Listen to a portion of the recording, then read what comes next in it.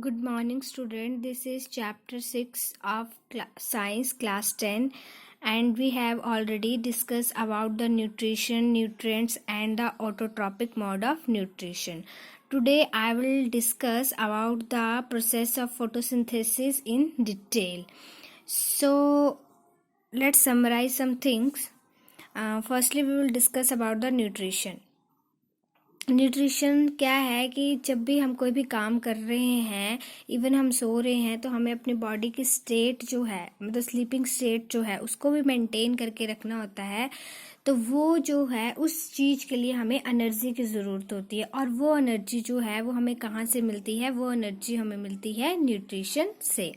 तो न्यूट्रिशन मैंने आपको बताया था कि न्यूट्रिएंट्स से मिलते हैं, एंड न्यूट्रिएंट्स भी आपके दो टाइप्स के होते हैं, that are the organic nutrients and inorganic nutrients.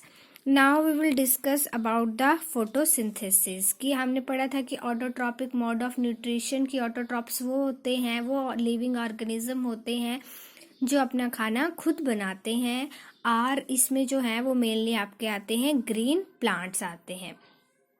तो उसमें जो है वो एक प्रोसेस है आपकी फोटोसिंथेसिस, उसको आज हम डिटेल में पढ़ेंगे। तो फोटोसिंथेसिस जो है वो उसकी डेफिनेशन आप यहाँ से लिख सकते हो कि this material is taken in form of carbon dioxide and water which is converted into carbohydrate in the presence of sunlight and chlorophyll. कि हम क्या करते हैं, हम इन्वायरमेंट से इनऑर्गेनिक न्यूट्रिएंट्स लेते हैं। फॉर एग्जांपल हम कार्बन डाइऑक्साइड लेते हैं एंड वाटर लेते हैं, और बाद में उसको कन्वर्ट कर देते हैं कार्बोहाइड्रेट्स में in the presence of chlorophyll and sunlight, जिसको हम क्या बोलते हैं? फोटोसिंथेसिस की प्रोसेस बोलते हैं। अब जो फोटोसिंथेसिस की प्रोसेस हम करते हैं, और ड्यूरिंग फोटोसिंथेसिस हम जो भी खाना बनाते हैं वो एकदम ही जो है वो एक बारी में ही जो है वो प्लांट यूज़ नहीं कर लेते हैं। वो क्या करते हैं, अपनी बॉडी में उसको स्टोर करके रखते हैं। तो जब प्लांट अपनी बॉडी में खाना स्टोर करके रखते हैं तो वो in form of starch store करके रखते हैं, और जब आपके एनिमल अपनी बॉडी में खाना स्टोर करके रखते हैं उसको वो इन फॉर्म ऑफ ग्लाइकोजन। ये आपने याद रखना है कि आपके प्लांट्स जो है वो स्टार्च की फॉर्म में फूड को स्टोर करके रखते हैं, एंड आपके एनिमल जो है वो ग्लाइकोजन की फॉर्म में फूड को स्टोर करके रखते हैं। अब जो कार्बोहाइड्रेट की फोटोसिंथेसिस की जो प्रोसेस है, उसके लिए ये रिएक्शन है। उसमें क्या है आपके कि कार्बन डाइऑक्साइड एंड वाटर आपस में रिएक्ट कर रहे हैं, किसके प्रेजेंस में? क्लोरोफिल एंड सनलाइट के प्रेजेंस में, और वो ग्लूकोज बना रहे हैं plus O2 and plus H2। मतलब ये दोनों क्या हैं? आपके इनऑर्गेनिक न्यूट्रिएंट्स हैं, और क्लोरोफिल और सनलाइट के प्रेजेंस में वो कॉम्प्लेक्स न्यूट्रिएंट्स में चेंज हो रहे हैं, या ऑर्गेनिक न्यूट्रिएंट्स में चेंज हो रहे हैं, जिसको हम क्या बोलते हैं? Glucose, and it is the form of carbohydrates. अब ये जो आपकी प्रोसेस है फोटोसिंथेसिस की, इसके लिए जो है वो मेनली 3 स्टेप्स हैं। फर्स्ट स्टेप है absorption of light energy by chlorophyll, कि आपकी जो क्लोरोफिल प्रेजेंट होती है आपके प्लांट्स में, तो वो क्या करते हैं? लाइट एनर्जी इसमें किसकी बात हो रही है? सनलाइट की, कि सनलाइट क्लोरोफिल जो है वो सनलाइट को एब्जॉर्ब कर रही है, और उसके बाद क्या कर रहे हैं? ये लाइट एनर्जी को केमिकल एनर्जी में, जैसे इसने लाइट एनर्जी को एब्जॉर्ब किया तो केमिकल एनर्जी मतलब उसने उसको ग्लूकोज की फॉर्म में जो है वो चेंज कर दिया। Then reduction and splitting of water molecule into hydrogen and oxygen, और इन्होंने क्या करना है? वाटर मॉलिक्यूल है जैसे आपका H2O, तो इसको स्प्लिट कर देना है हाइड्रोजन एंड ऑक्सीजन में। इस स्टेप में ये करेंगे। एंड थर्ड स्टेप में क्या करेंगे? Reduction of carbon dioxide into carbohydrates. मतलब ये जो आपकी कार्बन डाइऑक्साइड है, इसमें तो आपने देख लिया कि इसको क्या कर दिया? स्प्लिट कर दिया, किसमें? हाइड्रोजन एंड ऑक्सीजन में। देन आपकी जो ये कार्बन डाइऑक्साइड थी, इसको क्या किया? रिडक्शन कर दिया, मतलब इसमें क्या हो गया? Addition of oxygen and hydrogen. Okay, तो आपकी जो है वो चेंज होगी किसमें? कार्बोहाइड्रेट्स में। अब इसमें है कि ज़रूरी नहीं है कि ये सारे के सारे स्टेप्स जो हैं वो इमिडिएटली ही हों, मतलब एकदम से हो जाएं। ठीक है, ये जो हैं वो जो ये स्टेप्स हैं वो चेंज भी हो सकते हैं। कैसे चेंज हो सकते हैं? क्योंकि जो डेजर्ट के प्लांट्स होते हैं ठीक है। जो डेजर्ट में प्लांट्स ग्रो करते हैं वो भी क्या कर रहे हैं, फोटोसिंथेसिस को ही परफॉर्म कर रहे हैं। बट वो क्या करते हैं, देखो desert plant take up carbon dioxide at night, वो नाइट में, क्योंकि डे में वहाँ पे इतनी धूप होती है कि वहाँ से अगर वो अपने गार्ड सेल हम डिटेल में पढ़ेंगे, अगर वो ओपन करेंगे तो वो सारे के सारे वाटर जो होगा वो लॉस हो जाएगा। ओके, इसलिए वो क्या करते हैं, नाइट में कार्बन डाइऑक्साइड को लेते हैं और उसके बाद वो एक इंटरमीडिएट बना देते हैं जो उन्होंने, और फिर बाद में जब उन्होंने डे में क्या की होती है, क्लोरोफिल को एब्जॉर्ब किया होता है, तो वो जो आपकी डे में क्लोरोफिल ली होती है, नाइट में वो कार्बन डाइऑक्साइड लेते हैं, फिर अपना खाना जो है वो खुद बनाते हैं। इसका मतलब ये है कि ऐसा नहीं है कि एक ही बारे में सारी प्रोसेस हो जाती है। ये प्रोसेस जो है वो depend upon the environmental condition जो है वो अलग अलग प्लांट्स की अपनी अपनी स्ट्रेटजी जो है वो होती है। अब है कि हम जो है वो क्रॉस सेक्शन ऑफ लीफ देख लेते हैं कि अगर हम लीफ जो है, अगर इसका हम क्रॉस सेक्शन देखें अंडर द माइक्रोस्कोप, तो इसमें सबसे ऊपर जो होती है वो वैक्सी क्यूटिकल होती है। वैक्सी क्यूटिकल जो है वो हेल्प करती है किसी भी प्लांट को इंजर्ड होने से। And then epidermis, upper cells होते हैं, ये एपिडर्मिस होती है बिल्कुल क्लोजली पैक्ड होती है। ओके, उसके बाद आपके नीचे ये जो है वो पैलिसेड प्रेजेंट होते हैं। पैलिसेड क्या करते हैं, पैलिसेड के अंदर जो होते हैं आपके क्लोरोप्लास्ट प्रेजेंट होते हैं। ये क्लोरोप्लास्ट होते हैं, यही बेसिकली आपकी एब्जॉर्प्शन करते हैं क्लोरोफिल की। उसके बाद है आपके नीचे जो है वो आपके ये स्पॉन्जी मेसोफिल्स, इनको हम क्या बोलते हैं, स्पॉन्जी मेसोफिल्स। ओके, तो ये जो स्पॉन्जी मेसोफिल्स हैं ये दूर दूर प्रेजेंट होते हैं और इसके बीच में एयर स्पेसेस होती है। इन एयर स्पेसेस के थ्रू जो है वो एक्सचेंज ऑफ गैसेस कर सकते हैं।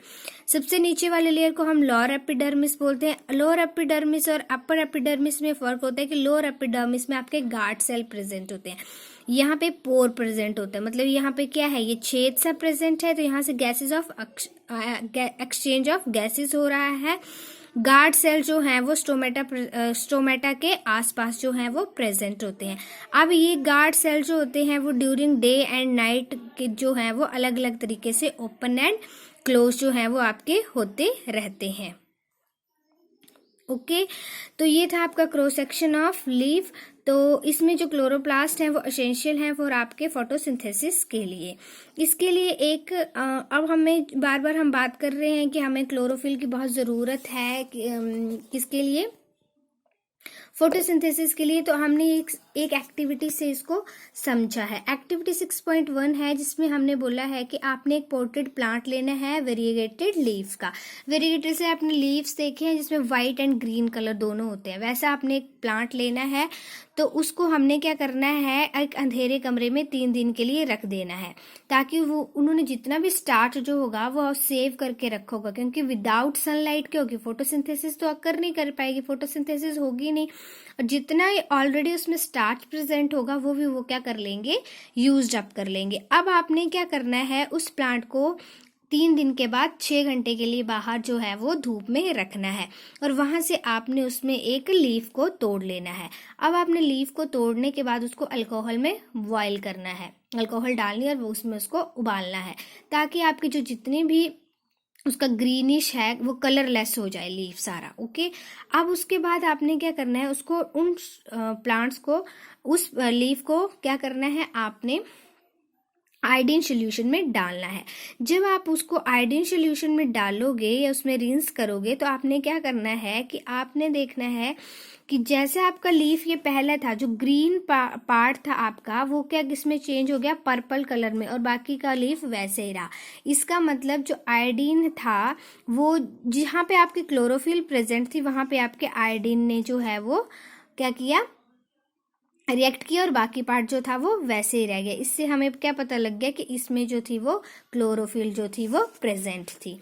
Next we will discuss about the open and closing of stomata. अब हम पढ़ रहे हैं कि ये जो स्टोमेटा है उससे गैसेस का एक्सचेंज होता है, तो कैसे ये जो गार्ड सेल है वो ओपन होते हैं और कैसे क्लोज होते हैं ये हम देखेंगे। ठीक है, ये आपने क्लास 9th में भी डिस्कस किया है कि इससे जो है वो मैसिव मतलब बहुत ज़्यादा अमाउंट में जो है वो गैसेस का एक्सचेंज जो है वो होता है। अब गैसेस एक्सचेंज आपने ये नहीं देखना है कि आपका ओनली लीफ से ही होता है, ठीक है, आपका जो है वो रूट से भी, स्टेम से भी जो है वो आपके गैसेस का एक्सचेंज जो है वो होता रहता है। और इन गार्ड सेल से आपका बहुत ज़्यादा वाटर जो है वो लॉस भी होता है। अब इसमें क्या है कि the opening and closing of spore is function of guard cell. Guard cells swell when water flows into them. क्या होता है कि जब आपके वाटर इसमें जाएगा, ठीक है, वाटर इसमें जाएगा तो ये स्वेल कर जाएंगे, ये फूल जाएंगे, फूल करके क्या हो जाएंगे, ये स्वेल अप करके ये गार्ड सेल जो होंगे वो स्वेल कर जाएंगे और आपका जो है वो ये स्टोमेटल पोर जो होगा वो ओपन हो जाएगा। ओके, और इससे आपके गैसेस का एक्सचेंज हो जाएगा। बट जब वाटर का लॉस हो जाएगा ये श्रिंक कर जाएंगे, श्रिंक करके क्या हो जाएंगे, ये क्लोज हो जाएंगे एक दूसरे के, और आपका स्टोमेटल पोर जो होगा वो क्या हो जाएगा, एक दूसरे से क्लोज हो जाएगा। Okay, this is about the photosynthesis and opening and closing of guard cell.